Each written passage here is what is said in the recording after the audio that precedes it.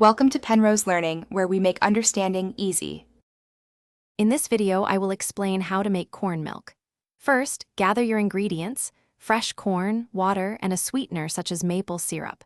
You'll also need a high-speed blender, a fine mesh sieve, and a nut milk bag. Begin by carefully removing the corn kernels from the cobs.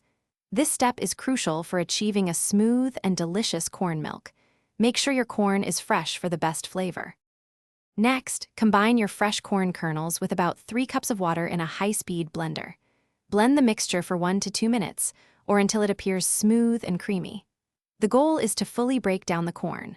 Once blended, pour the mixture through a nut milk bag or a fine mesh sieve into a large bowl. Squeeze out all the liquid to extract every drop of that delicious corn milk.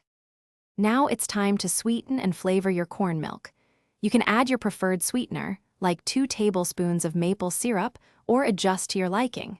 For an extra layer of flavor, consider adding a small pinch of salt or a dash of vanilla extract. Stir everything well to combine. Taste and adjust the sweetness or any other flavors until it's just right for you. Your homemade corn milk is now ready to enjoy. Store any leftovers in an airtight container in the refrigerator for up to 3 days.